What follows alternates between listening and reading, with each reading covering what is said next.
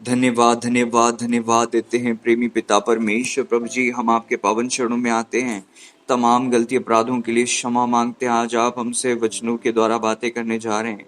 आपका लहू मेरे प्रभु जी हमें हमारे लहू को बदलता, आपकी पवित्र देह प्रभु जी जो हमारे लिए तोड़ी गई हमें बदल देती है मेरे पिता।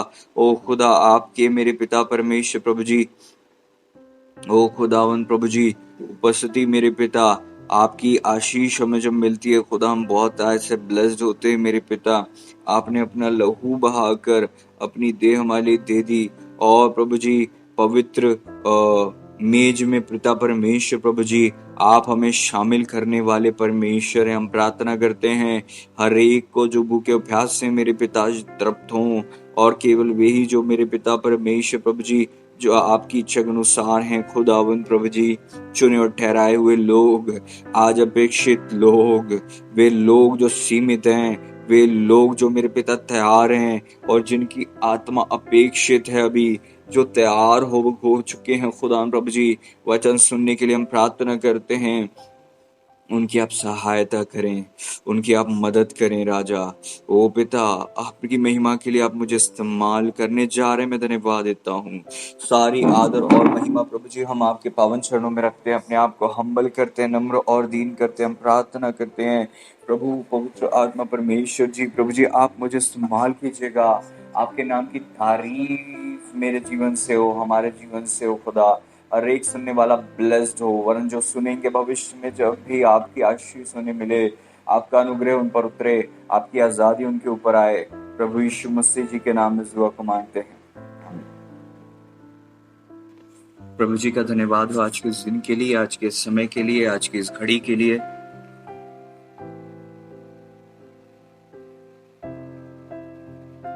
Thank you Lord. और आप आशीषित होने जा रहे हैं।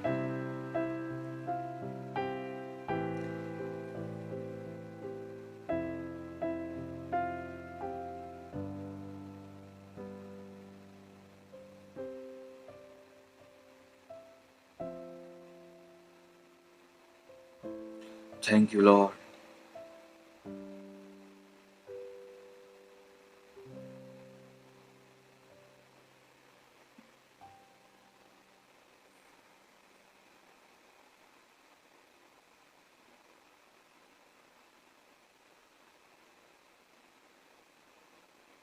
Thank you, Lord. यशाया की किताब उसका 32वां अध्याय और 8वां पद कहता है, आइज़ाया चैप्टर 32 वर्स 8, परंतु उदार मनुष्य उदारता ही की युक्तियां निकालता है, वह उदारता में स्थिर भी रहेगा। But the liberal devises liberal things, and by liberal things shall he stand. उदार मनुष्य उदारता ही की युक्तियां निकालता है। डिवाइसेस, प्लानिंग, युक्ति। उदार मनुष्य उदारता ही की युक्तियां निकालता है, वह उदारता में स्थिर भी रहेगा। वो उदारता में स्थिर भी रहेगा।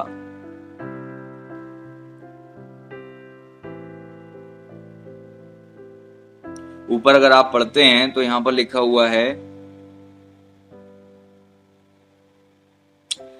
क्योंकि मूढ़ तो मूढ़ता ही की बातें बोलता और मन में अनर्थ ही गढ़ता रहता है कि वह अधर्म के काम करे और यहोवा के विरुद्ध झूठ कहे।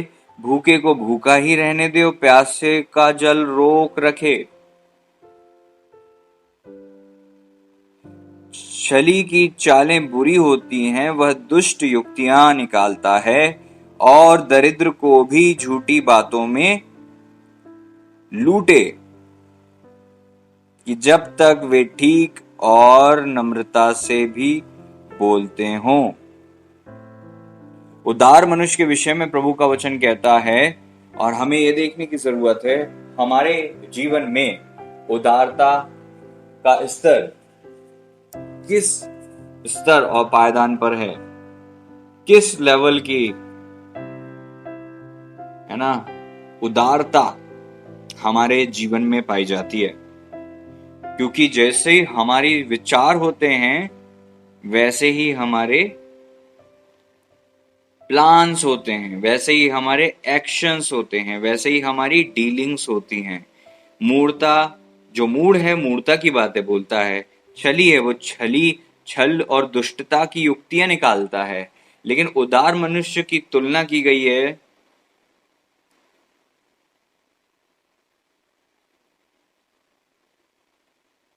प्रभु जी का धन्यवाद हो इस वचन के लिए।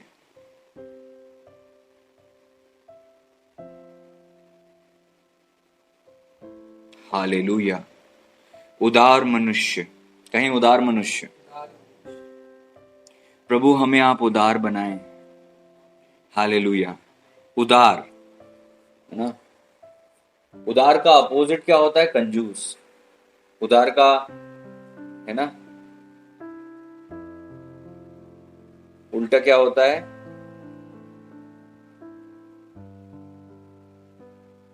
रोक कर देने वाला।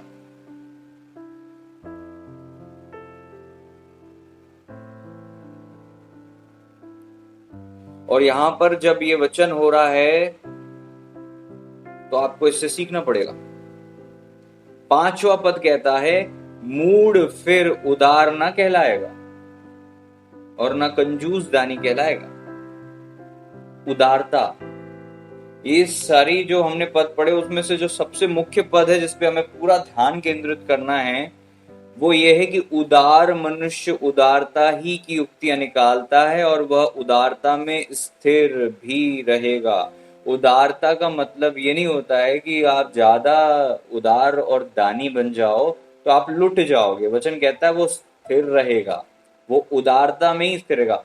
ऐसे भी हैं जो छितरा देते हैं तो अभी उनकी घटती नहीं होती, यथार्थ से अधिक देने वाले भी कमी नहीं आती। तो इस प्रकार की सोच कि हम किसी की सहायता थोड़ी सी कर देंगे, किसी को अपनी रोटी में से खिला देंगे, किसी को अपना तेल दे देंगे, किसी को अपना बना हुआ भोजन दे देंगे, किसी को हम दे देंगे तो हमारे पास घटी आ जाएगी, ऐसा नहीं होता। उदार जो है वो कितना ही छितरा भी दे तो उदार ही रहेगा वो। अब अगर उदार है और वो उदारता के कारण से गरीब हो जाए, कंगाल हो जाए, तो वो उदार कहां से रह पाएगा? वो तो घबरा जाएगा कि ये मेरे साथ क्या हो गया, है ना।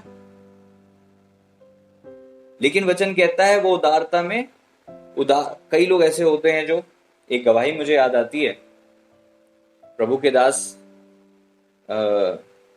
पास्टर आशीष जी और उनकी पत्नी प्रभु की दासी, जब उनके घर में केवल चावल होता था और थोड़ा सा कुछ अनाज होता था, इतना भी पर्याप्त नहीं होता था कि वो दोनों पति पत्नी खा लें। और उस दौरान जब वो बहुत घटी के दौर से गुजरते थे अपनी सेवा के शुरुआत में, तो चर्च में कुछ पास्टर्स आ जाते थे, लीडर्स आ जाते थे, उनके स्पिरिचुअल मेंटर, स्पिरिचुअल फादर, और उनके साथ भी कुछ लोग जैसे अगर आते थे। एक बार वो गवाही बता रही थी कि जब मैंने देखा कि चावल तो इतने से हैं, हमें ही बस नहीं पड़ेंगे, इसमें सब कैसे खाएंगे, तो उनने कुकर का चावल देखा, बहुत थोड़ा नीचे बिल्कुल जमा हुआ थोड़ा सा, और उसके बाद उन्होंने दुआ करी कि प्रभु ये आपके दास आए हैं, वो खाली पेट ना जाएं, हमें लज्जित ना होना पड़े, प्रभु किसी को कमी ना रहे, कोई घटी ना रहे। ये नहीं कि ठीक है आप आए हैं, आप ठीक है चाय पिला दी, पानी पिला दिया और भिजा दिया कि हमारे पास खाना नहीं है। उदार मनुष्य उदार ही रहता है। उन्होंने खिलाया और वो उनके खाने के बाद भी बच गया, और बचने के बाद प्रभु के दास और दासी ने भी खाया, और फिर वो गवाही बताते थे तो मैं बड़ा आशीषित होता था कि देखें इसमें विश्वास है, इसमें उदारता है, बिना सोचे समझे प्रभु की सेवा के लिए, प्रभु के सेवकों के लिए कुछ करने की जो इच्छा रखते हैं, आज वो शिखर में हैं, आज वो लदे हुए हैं, आज वो ब्लेस्ड हैं। उदार प्राणी उदार रहता है और स्थिर रहता है उदारता में। समझ रहे हैं आप? उदार प्राणी उदारता में स्थिर रहता है। Hallelujah, hallelujah. ऐसे भी हैं जो यथार्थ से कम देते हैं तो अभी उनकी घटती होती है, और जो उदार प्राणी होता है, वचन कहता है वो हष्ट पुष्ट हो जाता है। उदार प्राणी हष्ट पुष्ट हो जाता है, उदारता में वह स्थिर रहेगा।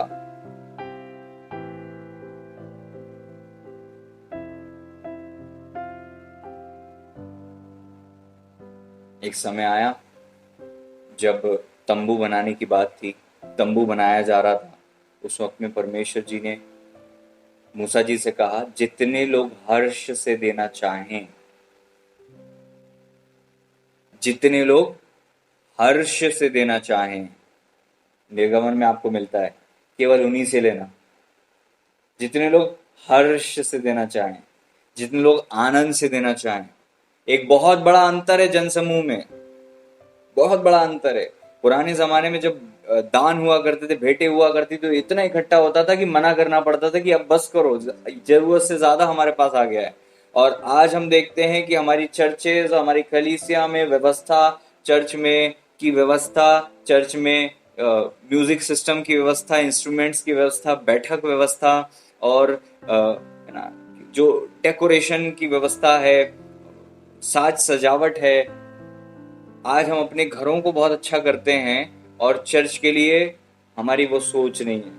हम इतना सीमित रहते हैं कि हमें दशवांश दे दिया तो बस, उससे ऊपर संडे का हमने देते हैं।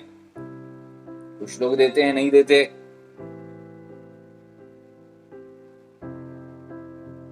आप जितना भी देते हैं आपका पैसा है, कोई आपसे मांगता नहीं, कोई आपको फोर्स नहीं करता है। लेकिन वचन आपको जो सिखा रहा है वो आपको सीखने की जरूरत है। अगर आप उदार होते हो, उदार बनोगे, तो आप उदारता में स्थिर रहोगे। इसीलिए चर्च में ऐसे लोग हैं जो धनी पर धनी होते जाते हैं, और क्योंकि मैं पास्टर हूं तो मैं जानता हूं कि कौन अपनी मुट्ठी कितनी खोलता है। और मैंने अनुभव से देखा है सालों के कि जो लोग बढ़ चढ़कर प्रभु की महिमा के लिए आगे आते हैं, वो लोग लदे हुए रहते हैं, लदे पाए जाते हैं। एक लड़की की गवाही है कि उसके हस्बैंड की सैलरी विचार से भी ज्यादा बढ़ गई। सोचा नहीं था ऐसी सैलरी हो जाएगी। पता नहीं कहां कहां से इंक्रीमेंट आ जाते हैं, कैसे कैसे पैसा आ जाता है। व्यर्थ के खर्चे बंद हो गए, व्यर्थ की चीजें जो लाया करते थे, खर्चे किया करते थे, बंद हो गए। हर प्रकार से फाइनेंशियल ब्लेसिंग। और उदारता का मतलब केवल फाइनेंशियली काम करना ही नहीं होता है। आपके घर में अगर 2 रोटी हो और आपको पता है कि कोई गरीब आया है, आपको उसको बेस्ट खिलाना है, बेस्ट खिलाना है, बेस्ट खिलाना है। दान देने की पद्धति कि भाई हम एक सिक्का निकाल के दे दें किसी गरीब को, थोड़ा सा ही दे दें, इनको इतनी क्या जरूरत, ये तो ऐसा करते हैं वैसा करते हैं। आप अपनी उदारता की कमी को छुपाने के लिए किसी के विषय में ये नहीं बोल सकते इनके पास बहुत पैसा आता है, इसको क्या जरूरत है, इस मिनिस्ट्री को क्या जरूरत है, ये पास्टर को क्या जरूरत है, क्या जरूरत है, क्या जरूरत है, क्या जरूरत है। हमें नहीं पता होता कि किसको क्या जरूरत होती है। कोई गरीब अगर ट्रेन में जा रहा है और हम सोचते हैं हम छोटा वाला सिक्का निकालें, क्यों हम थोड़ा सा बड़ा नहीं निकालते? क्यों हम थोड़ा सा अच्छा अमाउंट उसको नहीं देते? कुछ खरीद के अगर हम देते हैं तो थोड़ा अच्छा दें। हम अपने लिए, अपने बच्चों के लिए बड़ी टॉफी खरीदते हैं, और जब किसी गरीब को बांटना हो तो 1 रुपए की 2, 1 रुपए की 4। तुम जैसा दूसरों के साथ करते हो, तुम जैसा दूसरों के साथ व्यवहार करते हो, इसका मतलब तुमने उनके स्तर को इतना छोटा समझा है, सेवकों के स्तर को इतना छोटा समझा है कि छोटा नोट उसमें भी फटा हुआ जिसमें टेप लगा हो और वो जाके दे देते हैं। जो नोट कहीं नहीं चल रहे, जिसमें होली खेली हुई है, जो लाल पीले हैं, जो कहीं नहीं चलेंगे, पता है, वो चर्च में तो चलेंगे, किसको पता किसने डाला। अपना न्याय तुमने ठहरा दिया, जिस नाप से तुम नापोगे तुम्हें वैसा ही तो मिलेगा ना। ये तो नियम है। वचन कहता उदार प्राणी हष्ट पुष्ट हो जाता है। उदार प्राणी उदारता की युक्तियां निकालता है। वो हर जगह जहां जाएगा वो उदार रहेगा। वो किसी शहर में रहे, वो किसी जगह रहे, वो दुकान में रहे, वो सब्जी खरीदने की जगह हो, उसके अंदर उदारता आएगी। ऐसे भी आत्मिक नियम है कि अगर आप छितरा भी दोगे तो भी घटती नहीं, घटेगा नहीं। और ऐसे हैं जो रोक रोक के देते हैं, अरे अरे इतना क्यों दे रहे हो, अरे अरे इतना बड़ा क्यों दे दिया, अरे अरे पूरा बजट चला जाएगा, अरे अरे ऐसा क्यों कर दिया, अरे अब खाएंगे क्या, अब बचा क्या हमारे पास, क्या बचा। ये जो है रोक के देते हैं यथार्थ से। यथार्थ का मतलब होता है जितना देना चाहिए उससे भी जो कम देते हैं उनके पास क्या होती है, घटती घटती घटती होती है। और हमें तो ये भी देखना चाहिए कि हम कितने उदार हैं। प्रभु जी हमें सिखा रहे हैं कि हम कितने उदार हैं। हम अपना बेस्ट देते हैं कि वही पहने पहने कपड़े दे देते हैं किसी को, कि हमने तो खूब पहन लिए, थक गया पहन के, अब नए लेना है और चलो इसको दे दें। क्या आप अपना बेस्ट, जो आपको बेस्ट ड्रेस पसंद है, जो आपने पहनी भी नहीं हो, जो आपको बहुत दिल इच्छा हो कि आप किसी ओकेशन में पहनो, और हाल ही में आप किसी ऐसी गरीब बहन को देखो, भाई को देखो, चर्च में, कलीसिया में, या आपके मोहल्ले पड़ोस जहां भी कलीसिया में आप देखते हो, क्या आपके अंदर नहीं आता कि मैं उसको ये वो दे दूं। हो सकता है कि उस वक्त में आपको दूसरी ड्रेस से काम चलाना पड़े, लेकिन आपकी उस उदारता का जो रिजल्ट आप पाओगे ना, आपकी कल्पनाओं से बढ़कर होगा। और आज एक प्रचारक को ये क्यों प्रचार करने की जरूरत पड़ती है कि इसका फल क्या मिलेगा। अरे फल से किसको मतलब है। क्या तुम बीज इसलिए बोते हो कि तुम्हें फल मिले, तुम टाइट इसलिए देते हो कि तुम्हारा पैसा बढ़े, तुम टाइट इसलिए देते हो, ये तो गलत पद्धति है टाइट देने की। टाइट इसलिए नहीं देते कि आपका पैसा खर्च ना हो, आपकी सैलरी बढ़ जाए, पैसे की तंगी ना आए। टाइट ये इस कारण से नहीं दी जाती। वचन कहता है इसलिए कि भवन में भोजन वस्तु रहे। टाइट, संडे की भेंट, दशवांश, धन्यवाद के बलिदान और अन्य भेंटें जब आप देते हो तो आपकी मानसिकता पाने की नहीं होना चाहिए। हमारी तो सोच ही करप्ट है। हमारी सोच ही करप्ट हो गई है कि हम देते ही इसलिए हैं, हमें पता है इसका फल हमें मिलेगा। अरे प्रभु के लोगों, परमेश्वर आपसे चाहते हैं कि आप वो सोच कर दो जो प्रभु का वचन कहता है। कहीं परमेश्वर के भवन में कमी तो नहीं है, कहीं खुदा के भवन में लोग नीचे दरियों पर तो नहीं बैठते, कहीं खुदा के भवन में, खुदा की जगह पर अच्छे कहीं पर्दे नहीं है, अच्छे कोई टेबल नहीं है, कुर्सियां नहीं है, व्यवस्था नहीं है, लाइट नहीं है, स्पीकर नहीं है, माइक नहीं है। अरे खुदा के भवन की चिंता करके देते हो कि ये सोच के कि मैं टाइट दूंगी तो मेरा पैसा बढ़ेगा, मैं टाइट दूंगी तो मेरे पास रिटर्न आएगा, आज मैं बोऊंगी तो 60 गुना, 30 गुना, 100 गुना वापस मिलेगा। बिजनेस कर रहे हैं हम खुदा के साथ, डील कर रहे हैं। टाइट दी, रिटर्न चाहिए, थोड़ा दिया, इन्वेस्ट किया, रिटर्न चाहिए। This is not a spiritual share market. धंधा मत करो, धंधा बंद करो। करप्ट बुद्धि, मनुष्य इतना स्वार्थी कि वो देता भी इसलिए ताकि वापस ले। वचन कहता है उधार देने वाला जिसको उधार दे फिर पाने की आशा से ना दे। वचन कहता है उधार देने वाले, जब तुम उधार देते हो तो दोबारा पाने की इच्छा से मत देना। और हम तो ब्याज लगा के देते हैं, या फिर जितना हमने दिया है वापस हमें चाहिए। वचन आपसे ये कहता है किसी को घटी है तब तो आपसे मांग रहा है, और जब उसके पास घटी है तो आपको पैसा वापस कैसे देगा और ब्याज कैसा देगा। दुनिया में अगर चलता है 5%, 10% ब्याज, और दुनिया में दानवीर कहते हैं कि हमें केवल मूल धन दे देना, तो आपको उन दुनिया के लोगों से बहुत श्रेष्ठ स्तर में चलना चाहिए। वचन कहता है उधार देने वाला पाने की इच्छा से ना दे, उधार दे दिया भूल जाओ। अगर इस स्तर में जीवन जीना हम चालू करते हैं तो हम सच्चे विश्वासी, सच्चे मसीही लोग हैं, सच्चे मसीही हैं। आप धंधा नहीं कर रहे हो उधार देने का, आप किसी को दान दे रहे हो। इच्छा मत रखो पाने की, वो दे दे अच्छी बात है, लेकिन ब्याज से पैसा बढ़ाने वाले परेशान रहते हैं। ब्याज से कोई विश्वासी पैसा नहीं बढ़ाए कभी भी, और कोई लिमिट के साथ नहीं कि आज दे दिया 30 तारीख को पैसा चाहिए। ऐसी लिमिट अगर आपको रखना है तो बेहतर है कि आप उसे पैसा मत दो, क्योंकि पैसा देकर पुण्य नहीं, आप तकलीफ कमा लोगे, किसी की आत्मा को दुखाओगे। कोई अपने घर की चीजें बेच बेच के आपको पैसा लुटाएगा, तो वो पैसा आपके पास बेहतर था कि आप देते ही नहीं। तो जो आपका था वो आपका था, अब उसके पीछे किसी की हाय, उसके पीछे किसी के आंसू, उसके पीछे किसी कोई ने ईमान गिराकर काम करके आपको वो पैसा दिया होगा, वो पैसा कैसे फलेगा। घटते बढ़ते नपुए से खुदा को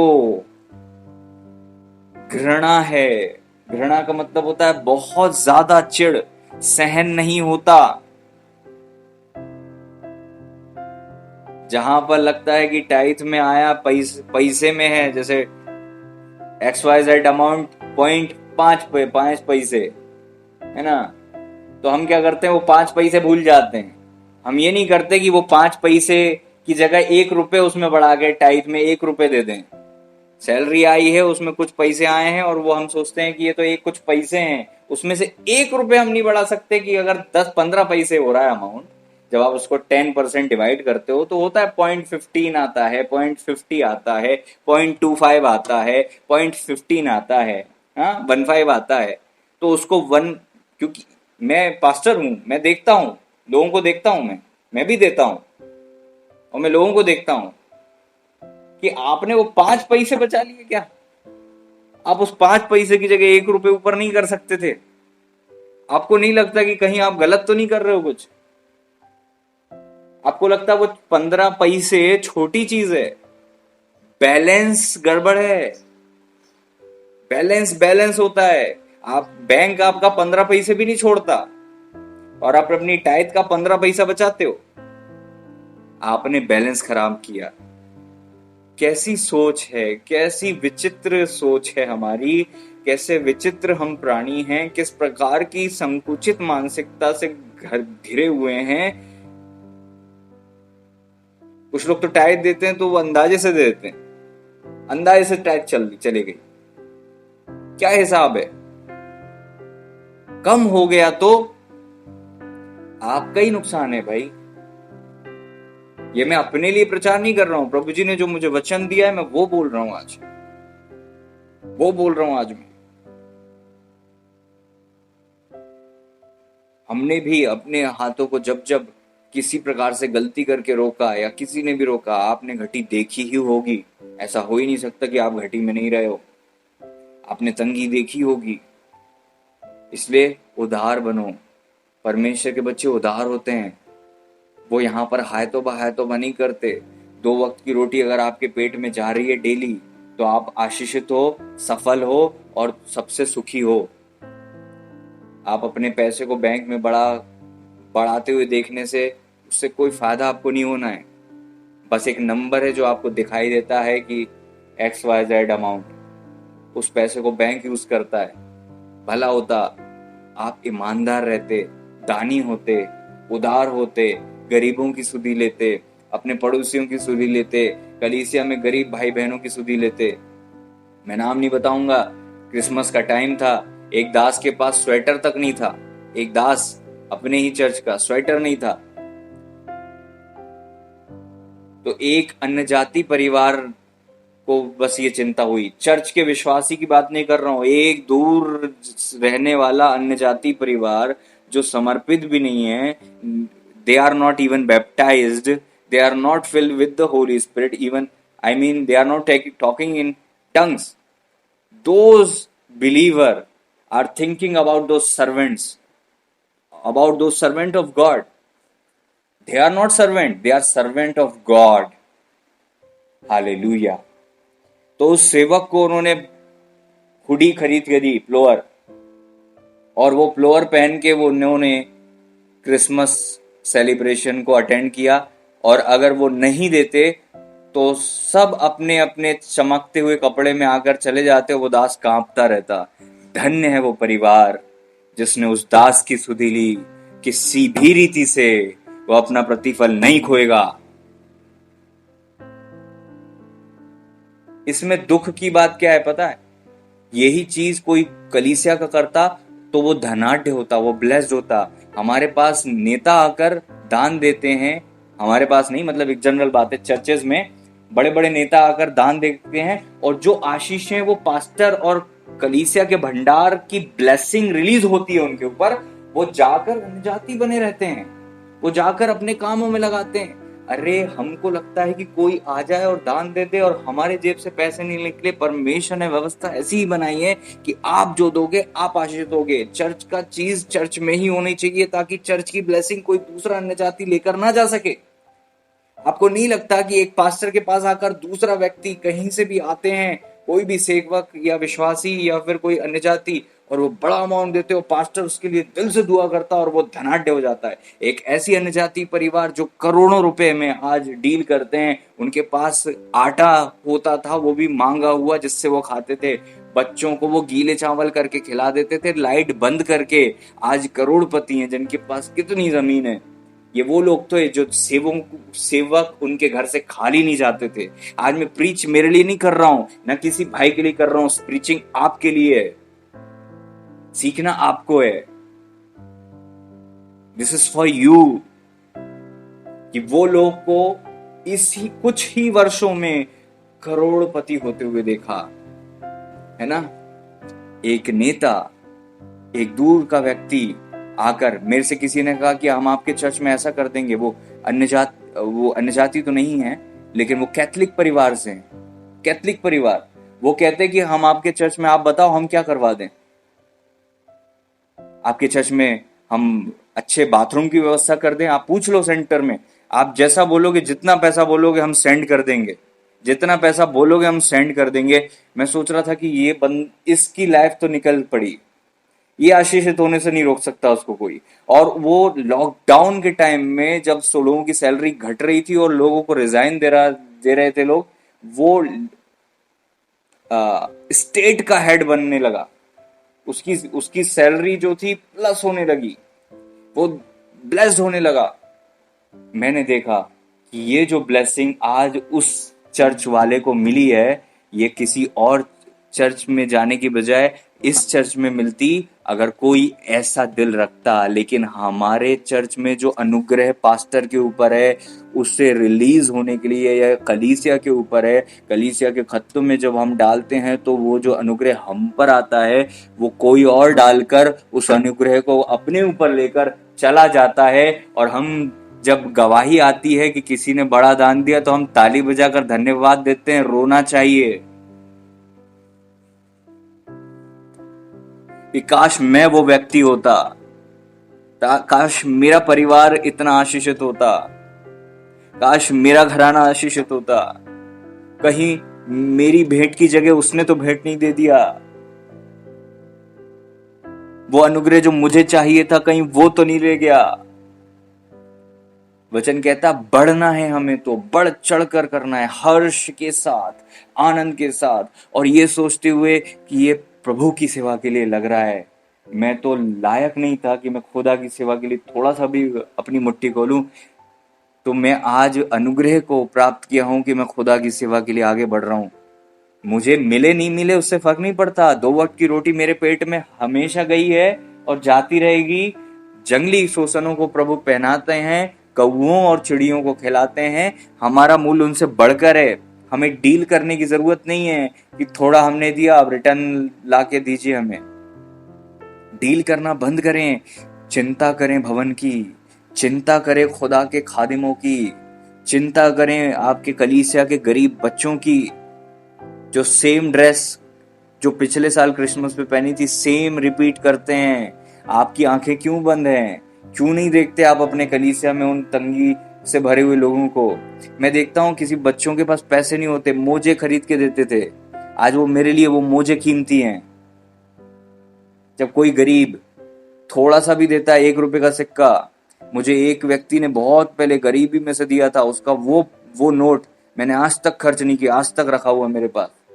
छोटी बच्चियों ने एक बार कुछ कुछ दिया था, मैंने आज तक रखा हुआ है, मैंने उसको यूज तक नहीं किया, क्योंकि बात पैसे की नहीं है, बात उनकी उस तंगी में उनका निकालना मुझे इमोशनल कर देता है। मैं टूट जाता हूँ, मैं भावुक हो जाता हूँ, मेरी दिल से रो कर दुआ निकलती, प्रभु इसे बहुत देना, प्रभु इसे इतना देना खुदा कि इसकी पीढ़ियों में तंगी ना आए।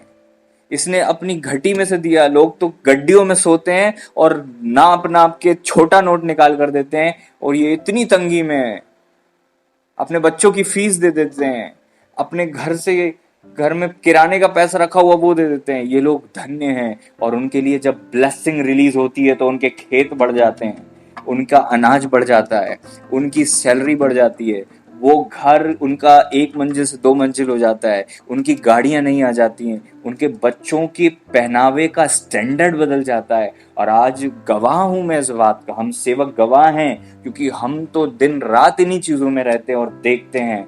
हमारे पास जो पर्सनल गवाहियां आती हैं उनकी हम चर्चा करें तो घंटों बीत जाएंगे।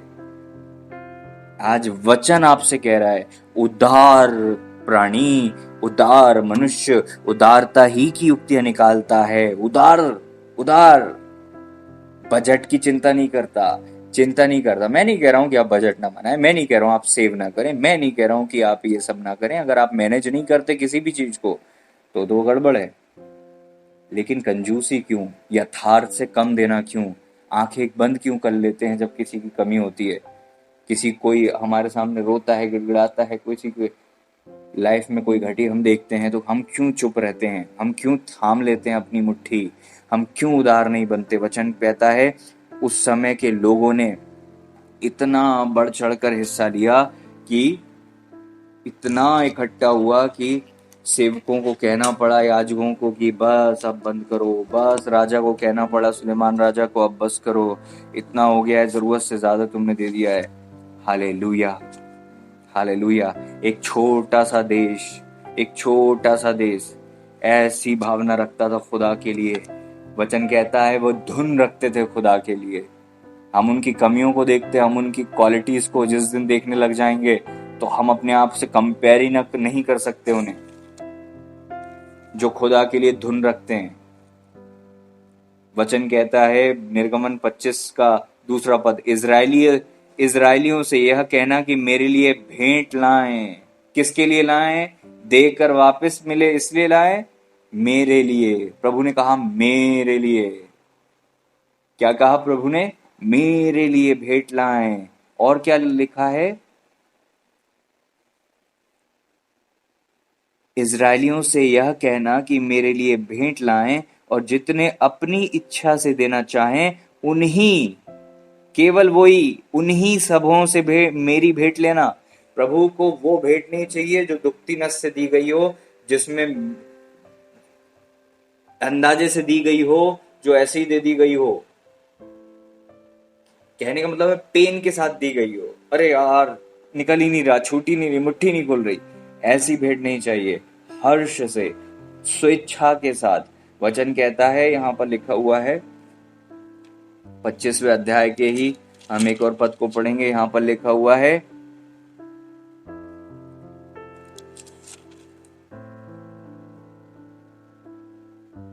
किस रीति से प्रभु जी ने जब वहां पर भेंट ली तो उससे क्या क्या बनाया गया, वो कितना पवित्र था। पवित्र मेज बनाई गई। अगर आप बाइबल खोले हुए हैं तो आपको मिलेगा, सोने की दीवट उस चीज से बनी, मिलाप वाले तंबू के लिए जो चीजें आई थी, होम बलि की वेदी, निवास स्थान का आंगन, ये सब बना। भवन का निर्माण के लिए कोई व्यक्ति अगर अपने खत्ते में से दे पा रहा है तो इससे बड़ी ब्लेसिंग ही उसके लिए क्या होगी, आप ही सोचिए। कितनी बड़ी ब्लेसिंग है। इसका मिलना नहीं मिलना तो ये बहुत छोटी चीज हो गई, ये तो हमारे लिए कितनी बड़ी बात है कि उसमें हम कुछ योगदान कर पाए, थोड़ा सा भी निकाल पाए। और मैंने देखा गरीब लोग बहुत कॉन्फिडेंस में रहते हैं और अमीर लोगों से नहीं निकलता। एक गरीब जो पुताई करता था, उसने सेंटर में क्रिसमस के लिए जो पुताई करता, और उसकी घर में बहुत तंगी थी, पुताई करता। दिसंबर में कोई पुताई नहीं मिलती किसी को, नवंबर और उस टाइम में पुताई मिलती है, दिसंबर में बहुत कम पुताई होती। उस टाइम में उसने कहा कि भैया मैं आपको 10,000 रुपये दूंगा। मैं सुन के ही हिल गया। मैंने कहा यार इतना बड़ा अमाउंट तो कोई बड़े से बड़ा व्यक्ति नहीं बोल रहा है कि हम इतना दे देंगे सेंटर के लिए, क्रिसमस के लिए 10,000 रुपये दूंगा। मैंने तब तो कुछ नहीं बोला, उसको कोने में ले जाकर बोला, मैंने कहा अपनी वाइफ के पास जाना, मैं नहीं चाहता कि तुम 10,000 दो और गरीबी में आ जाओ, तंगी में आ जाओ, उधार लेकर तुम्हें देना पड़े। जितना तुम्हारी क्षमता है, भले ही 10 रुपए हो, 5 रुपए हो, 2 रुपए हो, 1 रुपए हो, मैं आनंद के साथ ग्रहण करूंगा, लेकिन उतना ही देना जितनी तुम्हारी क्षमता है। अपनी वाइफ से जाके पूछो पहले कि दोनों डिस्कस करो हम कितना दे सकते हैं, कितना दे सकते हैं। क्योंकि पति दे रहा है, पत्नी हाय कर रही, पत्नी दे रही है, पति हाय हाय कर रहा है, तो वो हर्ष नहीं है ना। दोनों की मुट्ठी चलनी चाहिए, दोनों का सपोर्ट होना चाहिए। उसने कहा कि भैया मैं इतना तो नहीं दे पाऊंगा। हमने डिस्कस किया, मैंने कहा कितना दोगे, उन्होंने कहा मैं इतना दूंगा। मैंने कहा इतना है, बस इसी में आप आशीषित होगे, 10,000 देने की आपको जरूरत नहीं है। अब समझ रहे हैं इस बात को? आपकी क्षमता में जो है उतना ही आपको देना है, लेकिन उदारता उसमें भी होना, उसमें भी उदार होना, तब आशीषित होगे। वचन कहता है जितने अपनी इच्छा से देना चाहें वो दें। हमारे घर में अगर सैलरी आती है तो हम उसका टाइट निकालते हैं, लेकिन कोई मोहल्ले का आकर अगर हमें गेहूं दे जाता है ना, या फिर कोई गांव से हमारे पास चीजें आ जाती हैं, उसका क्या टाइट? वो तो हम खुद ही खा लेते हैं, उसकी कोई टाइट नहीं। मैंने देखा प्रभु के दास के साथ रहकर, पैसे का टाइट तो नहीं, लेकिन उसके साथ जो आ रहा है उसका भी टाइट, खेती का टाइट लोग निकालते हैं। लोन मिलता है उसका टाइट देते हैं लोग। 1 लाख रुपए लोन मिला, 10,000 आता है। लोग बड़ा बड़ा अमाउंट का भी टाइट दे देते हैं, कुछ लोग हैं लेकिन देते हैं। और उनके घर में आशीषों की वर्षा को देखते हैं हम लोग, क्योंकि वो ये नहीं सोचते अरे ये तो लोन मिला है, पैसा तो मिला है, अरे आपका जीपीएफ का मिला है, आपका पीएफ का मिला है, कुछ भी मिला है। एक बेटी ने कहा मेरा एलआईसी का अमाउंट आने वाला है, मैं टाइट दूंगी। मैंने कहा कि ये लोग कितने सोच रखते हैं, इनके पास दिमाग है, बुद्धि है कि अमाउंट बड़ा हो छोटा हो उससे फर्क नहीं पड़ता, जो हमारे पास आ रहा है उसमें हमें देना है। वचन कहता है अपनी पहली उपज दे देकर यहोवा की प्रतिष्ठा करता। सैलरी पहली पूरी देना है, देना चाहिए पूरी। हम सैलरी, खैर ये सारी चीजें बोलने की नहीं है और अच्छा भी नहीं लगता है बोलने का, लेकिन सिखाएगा कौन आपको? वचन पढ़ते हैं, याद नहीं करते, पढ़ के निकल जाते हैं। प्रचारक प्रचार करे टाइट के विषय में तो लगता है कि भैया ये अपने लिए बोल रहा है। कोई तो सिखाएगा हमें उदारता। घर में कोई आया है तो सूखी नीची रोटी नहीं देना, उसको बेस्ट देना है, उसको बेस्ट चीज देना है। अगर आप रोटी की जगह पराठा दे सकते हो आप दो, आप पूड़ी दे सकते हो आप दो। अपने बच्चों के लिए बेस्ट चीजें, दूसरों के लिए ऐसी चीजें, है ना। जैसा कंजूसी के साथ कम कम चीजें डाल डाल के बना के खिला दिया, अरे कोई आ रहा है, कोई गरीब आ रहा है, कोई प्रभु का दास आ रहा है, बेस्ट बना के दो, बेस्ट निकाल के दो, बेस्ट दो, बेस्ट दो।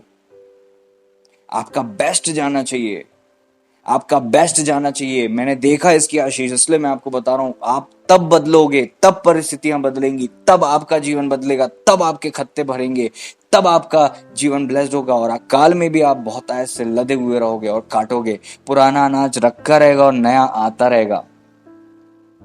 दशवांश जब अमाउंट बड़ा होता है तो देते नहीं बनता है ना। क्या हमने न्याय सही ठहराया है अपने लिए? क्या हमने सही बीज बोया है? उदारता क्या हमारे अंदर है? यही प्रश्न है। आज इस प्रश्न के साथ आप सोचें, उदारता है क्या आपके पास? उदारता है क्या आपके पास?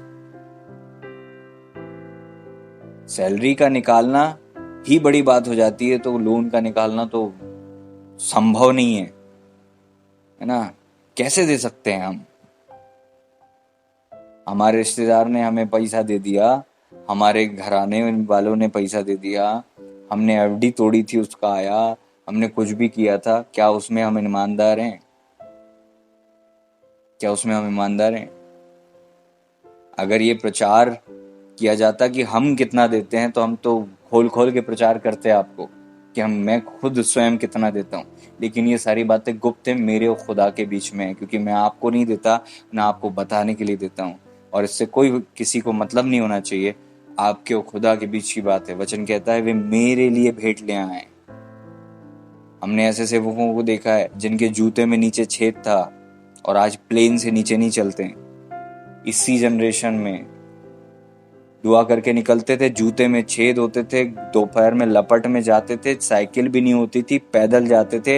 एक पास्टर की गवाही है, शायद हम में से कई लोग जानते होंगे, जिनका बच्चा छोटा था, बीमार था, कांप रहा था, 10 लगे थे, बहुत परेशान था, पैसे इतने नहीं थे कि डॉक्टर को दिखा सकें। रो कर दुआ करके जैसे तैसे करके निकल गए। रोड पर जा रहे थे तो रो रहे थे कि प्रभु आपने बच्चा दिया और वो रो रहा है, प्रभु क्या होगा उसका। तो जा रहे थे तो एक माचिस की डब्बी पड़ी हुई मिली, उसमें थोड़ा पैसा मिला, उससे दाल और चावल खरीद के घर पे लेके आए और खाना खिलाया। प्रभु के अभिषेक दास जो प्रभु जी में सो गए, पति पत्नी इतनी गरीबी और ऐसी तंगी में रहते थे। इटारसी की बात है, पास्टर कुरियन थॉमस जी, उनके घर में सेवक लोग आए थे, संडे का टाइम था, पानी गिर रहा था, बारिश का टाइम था, उनके घर में कुछ बनाने को नहीं था। उनकी वाइफ ने दुआ करी, प्रभु हमारी सहायता कर, हमारी सहायता कर।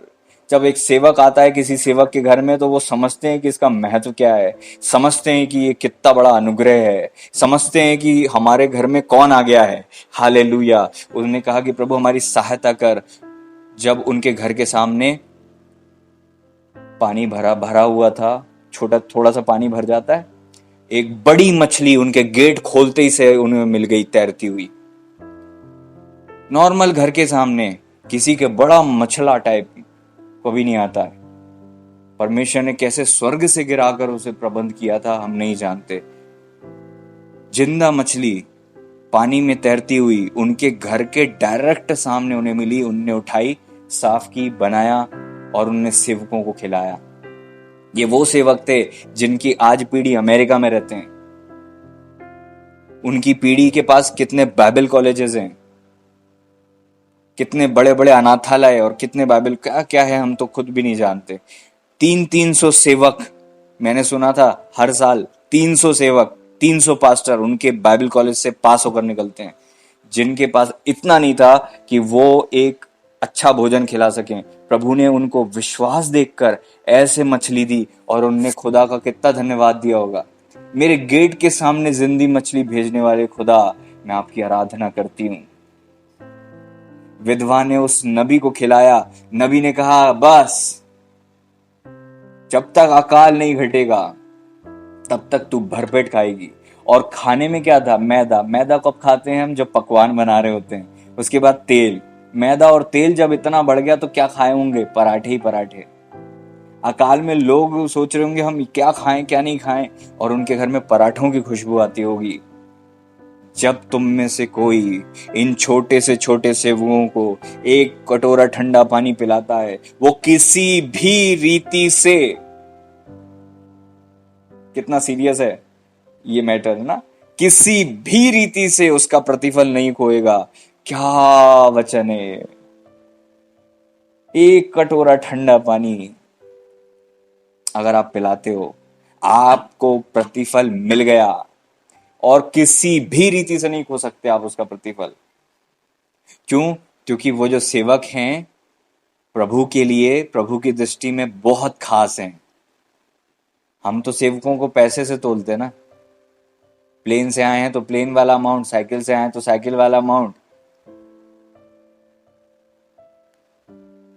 बोलना बिल्कुल अच्छा नहीं लग रहा है इस वक्त में, ये प्रचार करना मुझे बहुत अजीब लग रहा है, लेकिन क्या करूं, सच्चाई ये है, क्या करें। हालेलुया। लेकिन धन्य है वे लोग, धन्य है वो बच्चे जिन्होंने प्रभु की सेवा के लिए आगे बढ़ बढ़ के हिस्सा लिया। और जो जितना गरीब है ना, वो उतना बड़ा दानी है। देखा है मैंने, जिसके पास जितनी कमी, वो उतना ही छितरा देता है। ऐसे देते हैं पैसा जैसे कि इनके पास पता नहीं क्या हो, और देखते हैं कि बच्चों की फीस तक जमा नहीं हुई। उनने जो अमाउंट इतना बड़ा दिया था, हमें तो लगा पता नहीं कितना पैसा होगा। 2 दिन बाद रिक्वेस्ट आती, भैया वो फीस बच्चों की हो सके दुआ करना। तो हम हिल जाते थे कि ये क्या है। अपनी मुट्ठी, अपने बच्चों की रोटी दे देते हैं लोग, कैसे आशीषित नहीं होंगे। हम नहीं कह रहे हैं कि आप ऐसा करो, लेकिन ऐसे भी लोग हैं आप ही के चर्च में, आप ही की कलीसिया की बात हो रही है, आप ही के चर्च की बात हो रही है, जो अपने बच्चों की फीस देते हैं, अपने बच्चों की रोटी देते हैं, एफडी तुड़वाते हैं, अपने कंगन, अपने झुमके, अपने सोने की चीजें, देखा है मैंने ऐसा, गिरवी रखवा कर वो पैसा लाकर सेवकों के जीवन में कार्य करते हैं। मैं थोड़ा ना बोलूंगा आपसे कि आप ऐसा कभी करो, मैं किसी को नहीं कह सकता ऐसा, लेकिन मैंने ऐसा लोगों को करते हुए देखा है। आज वो लोग ब्लेस्ड हैं। आप ही के चर्च की बातें हैं ये, कहीं आपके चर्च से बाहर नहीं है कुछ भी। जिन्होंने अपने मंगल सूत्र गिरवी रखकर पैसा लाकर, चर्च बन रहा था तो पैसा दिया, सेवक को घटी थी तो सेवक को दिया। ऐसे लोग देखे मैंने अपने ही चर्च में, अपनी ही सेवा के दौरान, प्रभु के दास की अधीनता में, ऐसे लोग देखे मैंने। आज वो ब्लेस्ड हैं, आज वो लदे हुए हैं, कपड़ों की तरह गाड़ियां बदल जाती हैं उनकी, है ना। उनके बच्चे अच्छे स्कूलों में पढ़ते हैं। कई लोग हैं जिनको आप जानते हैं, उनकी बात नहीं कर रहा हूं मैं, उन गरीबों की बात कर रहा हूं। आपको लगता है ना चर्च में जो बड़े बड़े अमीर लोग हैं, वो लोग की मैं बात कर रहा हूं, मैं गरीबों की बात कर रहा हूं, जो झोपड़ी में रहते हैं, कवेलू में रहते हैं, पैसा जोड़ते हैं और उसके बाद इतना बड़ा अमाउंट देते हैं, इतना बड़ा बड़ा आशीषित करते हैं। हम तो यथार्थ से भी कम देते हैं, इसीलिए तो घटी में रहते हैं, इसीलिए हमेशा घटी में रहते हैं। कुछ लोग हैं जो छितरा देते हैं, बेस्ट देते हैं। एक सेवक ने मुझसे कहा कि मैं एक परिवार में गया था, उन्होंने मुझे इतना घी लगा के रोटी खिलाई कि मेरे को तो लूज मोशन लग गए, मैं परेशान हो गया। मैंने कहा कि एक इंसान कितना सोचता है ना। एक सेवक के क्षमता से बढ़कर उनने किया। बोलते कि इतना तो मैं डाइजेस्ट नहीं कर पाया, इतना बहा बहा के उनने खिलाया। तो मैं ये नहीं देख रहा था कि उनने क्या दिया क्या नहीं दिया, मैं ये देख रहा था इन लोगों का दिल देखो, है ना, इन लोगों का दिल देखो। एक सेवक खाना खाने बैठा है तो क्या कर रहे हैं ये, और पैसा नहीं है, तंगी है, गरीब हैं, गाय चराते हैं, ढोर चराते हैं, उसका मलाई से थोड़ा सा घी निकलता है, रोटी में वही लगा के देते हैं। ये नहीं हमारा मोड़ा खाएगा, हैं, हमारा मोड़ा छोटा है, हमारा मोड़ा खाएगा। ये भी लोग हैं। प्रचार ये है कि ऐसे भी लोग हैं जो अपनी रोटी में से देते हैं, वो धन्य होते हैं। और हम तो पूरे बजट बन गए, टाइट कब आ रही है कब नहीं आ रही कोई हिसाब नहीं, यथार्थ से कम देते हैं। उदार मनुष्य उदारता ही की युक्तियां निकालता है, वह उदारता में स्थिर भी रहेगा। वचन कहता है उस स्त्री ने 2 दमड़ी निकाल कर दे दी जो उसकी पूरी जीविका थी, उसने पूरा दे दिया। प्रभु जी को पैसा नहीं, प्रभु जी को दिल से मतलब है। आप उन्हें क्या दोगे? वचन कहता सारे पहाड़ मेरे हैं। अगर मैं भूखा होता तो तुझसे नहीं कहता, अगर मैं प्यासा होता तुझसे नहीं कहता। प्रभु जी जिसे जो चाहे दे सकते हैं। प्रभु जी को स्वयं नहीं चाहिए, लेकिन प्रभु जी ने ये एक नियम बनाया है, और आप उस नियम को ठुकरा देते हो ये बोल के कि पुराना नियम है। पुराना नियम इतना ही अगर नकार दिया जाता है तो आज आपके पास क्यों है पुराना नियम? पुराना नियम टाइम पास और हिस्ट्री पढ़ने के लिए दिया गया है आपको, कि पुराने नियम है, पुराना नियम है, पुराना नियम, ये कौन सी बुद्धि है आपकी? पवित्र शास्त्र संपूर्ण है, और वचन कहता है संपूर्ण पवित्र शास्त्र परमेश्वर की आत्मा की प्रेरणा से लिखा गया है और सबके लिए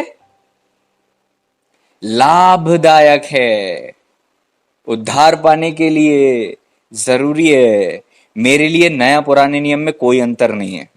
मेरे लिए, मैं 100% बता रहा हूं आज आपको, नया नियम और पुराने नियम में कोई मुझे अंतर नहीं है। बस ये है कि जो व्यवस्था थी, जो बलियां किया करते थे, वो सारी चीज नहीं करना, लेकिन दान तो आज भी होते हैं, ब्लेस आज भी लोग ऐसे होते हैं।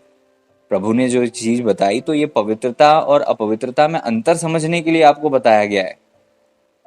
किस रीति से व्यवस्था थी, इसका मतलब उसका आज भी असर होता है।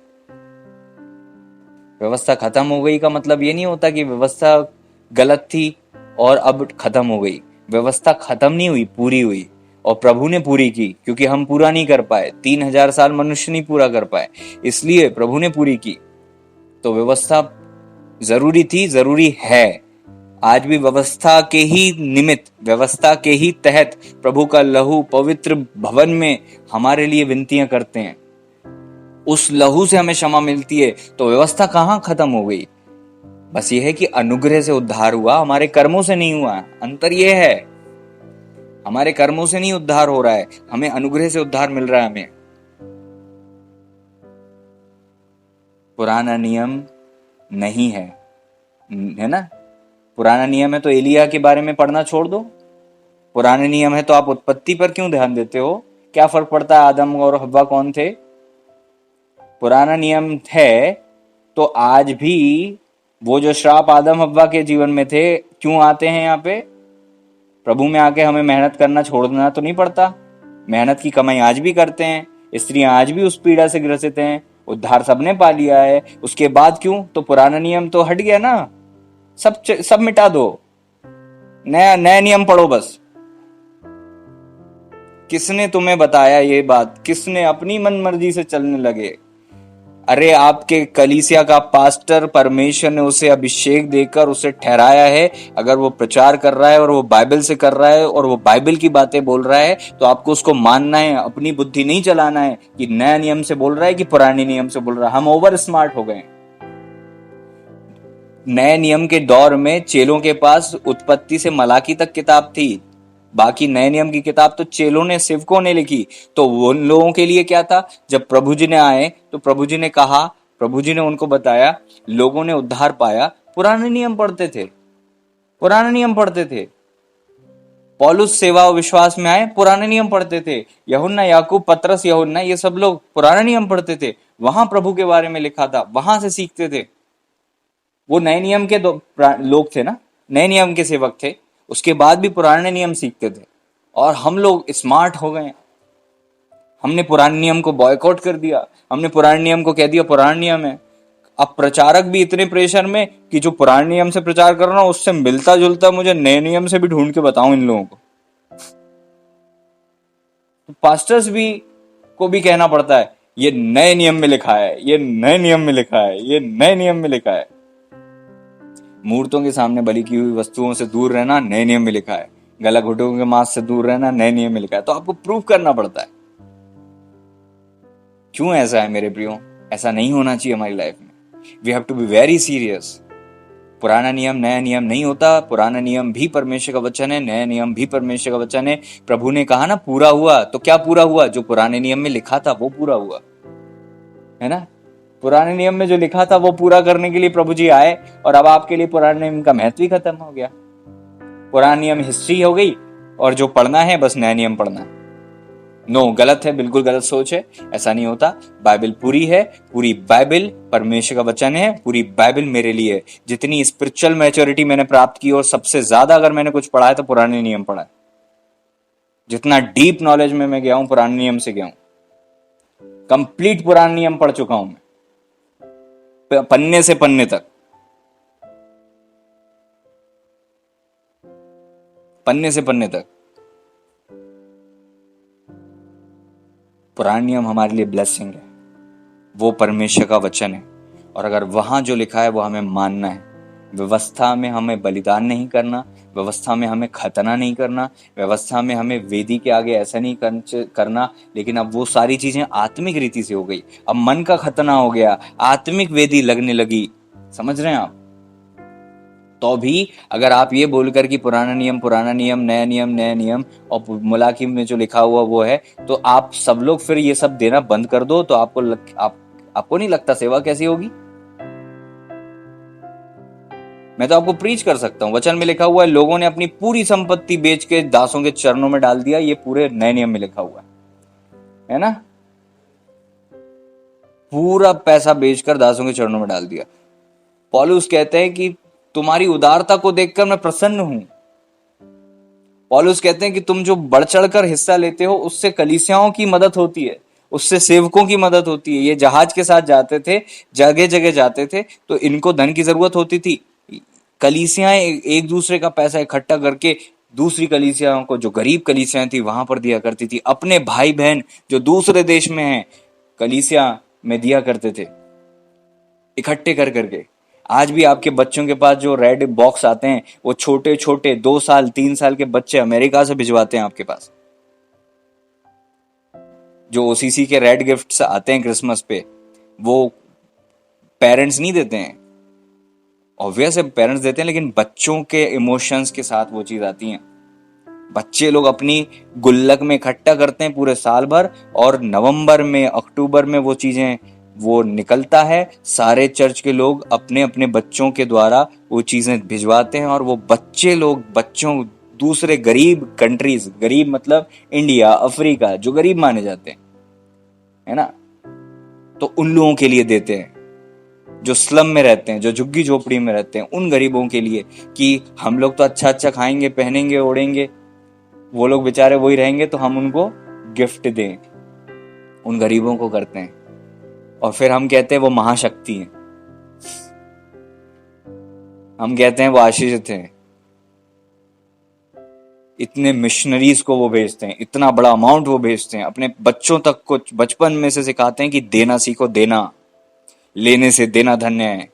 और हम लोग तो आने दो, आने दो, आने दो, आने दो, देने का काम नहीं करना।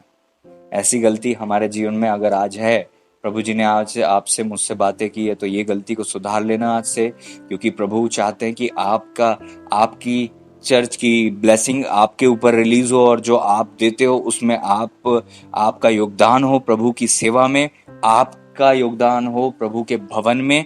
अगर आपको लगता है कि हमारे पास कुछ नहीं है, तो आज अगर हम बढ़ चढ़ कर करें, आज हमें कोई क्यों नहीं जमीन दे रहा है, हमें क्यों कोई वो नहीं दे रहा है, अगर हम छोटा सा टुकड़ा लेकर, सब लोग बढ़ चढ़ कर अपना दान देते हैं सब लोग, तो हम छोटा सा टुकड़ा लेकर वहां पर, और छोटा सा ही क्यों, प्रभु जी जैसा हमें दें। क्यों आज मैं सीमित करूं कि छोटा टुकड़ा और टीन वाला, वो बिल्कुल नहीं। मेरे परमेश्वर के पास कोई कमी नहीं है। हालेलुया। तो बढ़ चढ़कर हम अपनी जगह लेकर अपनी उस चीज को बना सकें, हम ऐसा भी तो कर सकते हैं। हम बड़े रेंट पर भी तो ले सकते हैं, हम खुद भी तो चीजें खरीद सकते हैं। कब होगा ये? जब हम अपनी मुट्ठियों को खोलेंगे। हालेलुया। आप देखने जा रहे हो, आप ब्लेसिंग को देखने जा रहे हो।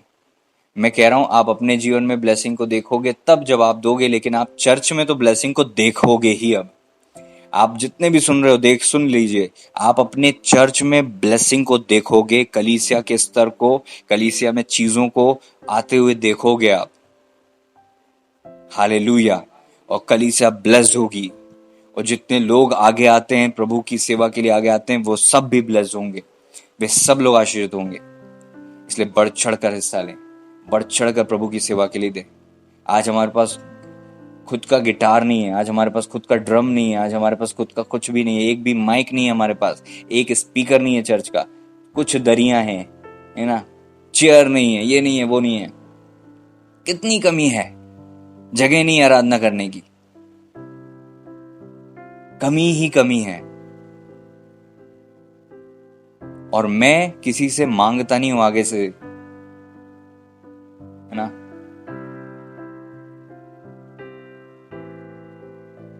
हमें जरूरत नहीं है कि हम हाथ फैलाएं, लोगों को समझ होना चाहिए वचन में लिखा हुआ है, लोगों को वचन को मानना है। जब हम ऐसा करेंगे तो हम आश्रित होंगे। आप उदार बनो, फिर पाने की इच्छा से मत दो। उधार भी देते हो तो डेड एंड मत ठहराओ, अब देना कब देना, और भूल जाओ पैसा देकर। वो दोबारा मिले नहीं मिले उससे कोई फर्क नहीं पड़ता। उतना ही दो ना जितना सह सकते हो, उतना ही दो जितना सहन होता है आपसे। आत्मा दुखा के तो बिल्कुल नहीं देना, क्योंकि हर्ष से देने वालों से खुदा प्रसन्न होते हैं। और जो कुड़ कुड़ के देता है, प्रभु को बुरा लगता होगा कि मैं तो उसको, उसके बदले में इसको पता नहीं क्या ब्लेस करता, मैंने इसके लिए क्या सोचा था, मैंने इसकी कितनी पीढ़ियों को धनाढ्य होने के लिए सोचा था। आज जो लोग आदिवासी से प्रभु विश्वास में आए, और आज वो लोग ऐसे हैं कि क्रीम में रहते हैं, मलाई से अपने पांव धोते हैं। क्यों? प्रभु ने उनकी पीढ़ियां ब्लेस कर दी, क्योंकि उन्होंने अपनी मुट्ठियों को खोला। कोई भी सेवक उनके घर से खाए बगैर नहीं जाता। चर्च में कन्वेंशन कोई पास्टर कराए, उन सेवकों को वो अपने घर में इनवाइट करके खाना खिलाते हैं। वो ब्लेस्ड हैं, ब्लेस्ड हैं। उनके हर साल स्तर बढ़ते हैं, उनको हर साल हम अलग स्तर में देखते हैं, हर साल अलग स्तर में देखते हैं। क्या आप नहीं हो सकते वैसे लोग? क्या मैं नहीं हो सकता ऐसा? क्या हम अपने बीज को बढ़ाएंगे तो फसल बढ़ेगी नहीं क्या हमारी? हम बीज ज्यादा बोएंगे तो फसल ज्यादा होगी। जो जैसा बोएगा वो वैसा काटेगा। आइए अपनी आंखें बंद करें। प्रभु जी, हम धन्यवाद धन्यवाद धन्यवाद देते हैं सारी बातों और आशीषों के लिए जो आपने हमें दी है। सारी बातों को धन्यवाद के साथ आपके हाथों में देते हैं।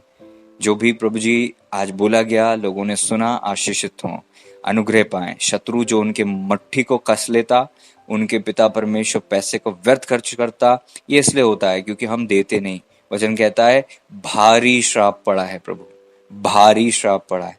श्राप ना कमाएं बल्कि आशीष कमाएं। ओ मेरे पिता, अगर देने से हम आशीषित होते तो नहीं देने से हम शापित भी हो सकते हैं। वचन कहता है क्योंकि मैं यहोवा बदलता नहीं, इस कारण तुम नाश नहीं हुए।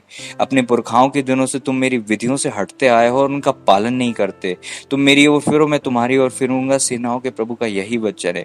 प्रभु, जब लोगों ने पूछा हम किस बात में फिरें, प्रभु ने कहा, ओ खुदा, आपने कहा क्या मनुष्य परमेश्वर को धोखा दे सकता है? पर देखो तुम मुझको धोखा देते हो तो भी पूछते हो हमने किस बात में तुझे लूटा है?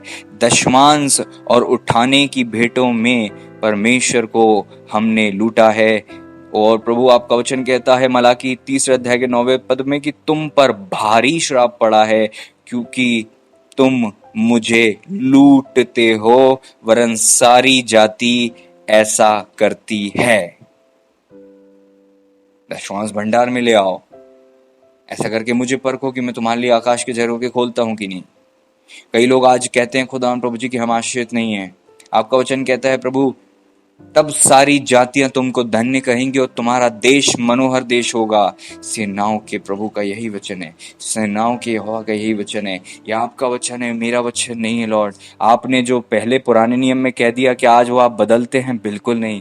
आपने कहा परमेश्वर कल, आज और युगानुयुग एक सा है, एक से हैं। जो लोग आज्ञा मानते हैं वे कल्याण पाते हैं। आपकी आशीष हम सब पर हो।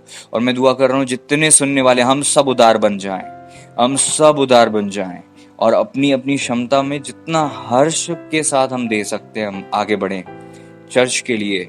और प्रभु जी, गरीब विश्वासी भाई बहन और सेवकों के लिए अपनी मुट्ठी खोलें और आशीषित हों।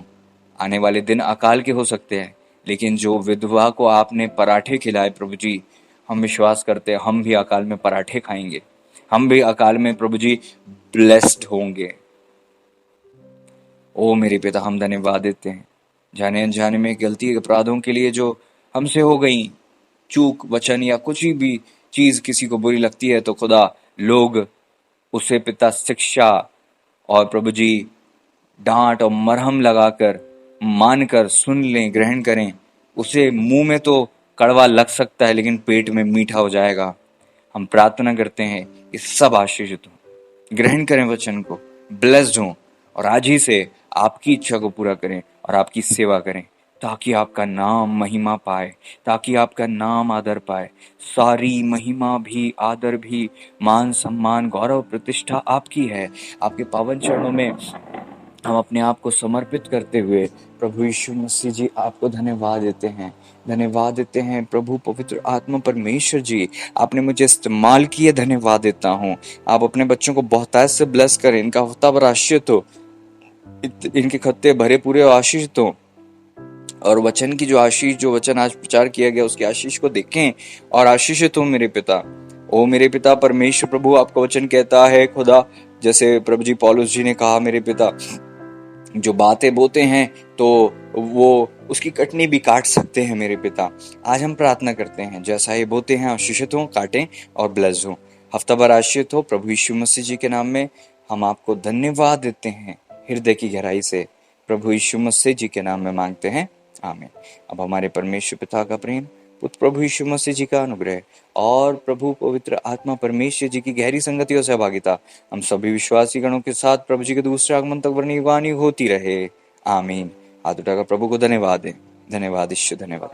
पवित्र, अति पवित्र, पवित्र, अति पवित्र है सेनाओं का प्रभु, है सेनाओं का। प्रभु जी आपको आशीष दें, आपकी रक्षा करें। प्रभु जी आप अपने मुख का प्रकाश हम पर चमकाएं, हम पर अनुग्रह करें, आमीन। गॉड ब्लेस यू ऑल, आमीन।